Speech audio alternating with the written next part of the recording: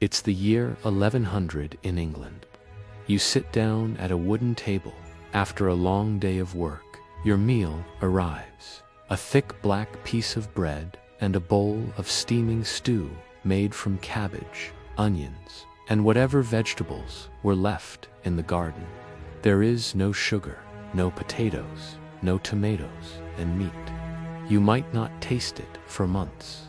But just a few miles away, inside a castle hall, nobles are eating roasted swans, venison, and exotic spices from the far corners of the world.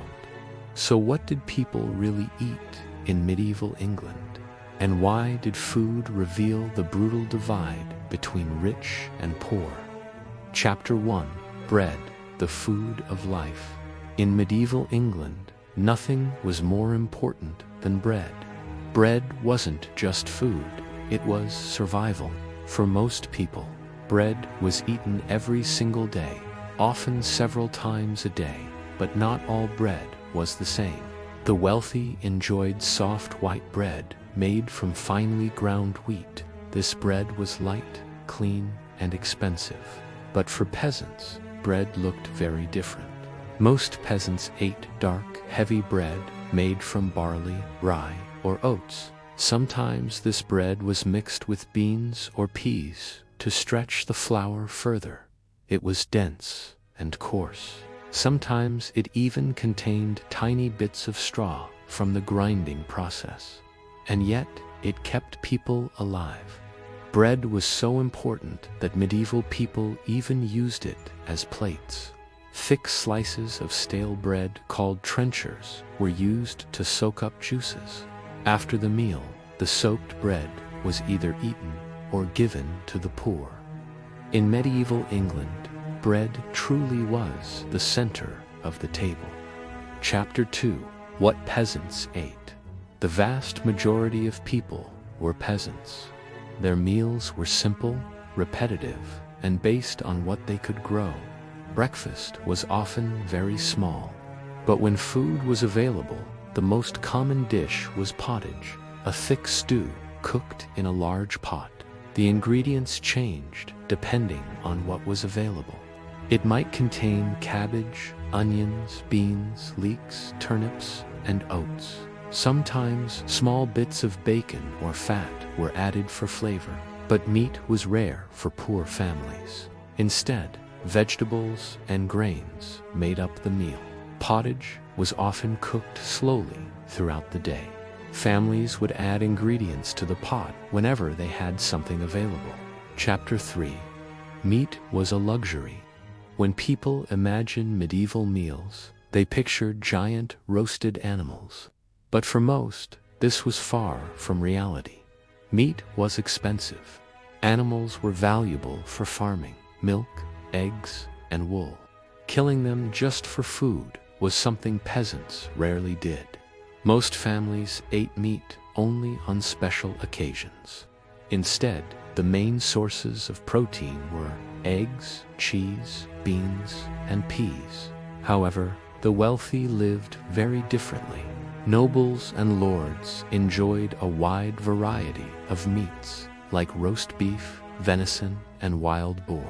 Hunting was a major activity for medieval nobles. Large forests were reserved for the elite. Poaching animals from these forests could even be punished by law. For peasants, meat was rare. For the nobility, it was a symbol of power. Chapter 4.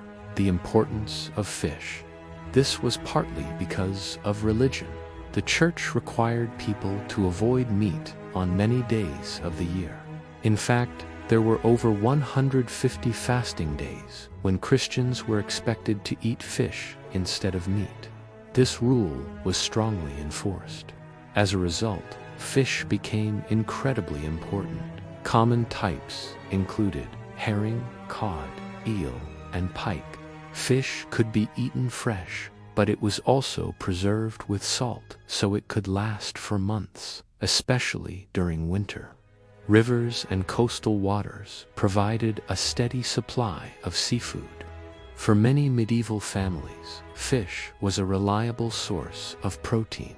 Chapter 5: Fruits, Herbs, and Gardens. Although meat was rare, medieval people had access to a surprising variety of fruits and herbs. Common fruits included apples, pears, plums, and cherries. These were often eaten fresh in summer or dried for winter. Herbs played an important role in cooking because food was often simple. Herbs were used to add flavor. Popular herbs included parsley, sage, thyme, and mint. These herbs also had medicinal uses. In medieval times, food and medicine were closely connected. A kitchen was often seen as a place not just for cooking, but for healing. Chapter 6: What nobles ate at feasts. While peasants survived on pottage, the wealthy enjoyed extravagant feasts inside castle halls. Tables were filled with roasted animals, rich sauces, and imported spices like pepper, cinnamon, and nutmeg. Exotic spices from the East were extremely valuable. If a lord could afford spices, it demonstrated great wealth. Feasts were also entertainment. Musicians played while guests ate. These grand meals could last for hours. In medieval society, food was not just nourishment. It was also a display of power and prestige. Chapter 7: Hunger and Hard Times. Despite the variety, life was fragile. Everything depended on the harvest. If crops failed because of bad weather or disease, food supplies quickly ran out. During these times, famine could spread. Families were forced to survive on whatever they could find.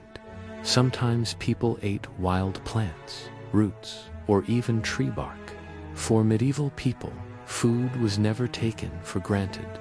Each harvest meant survival for another year. Ending.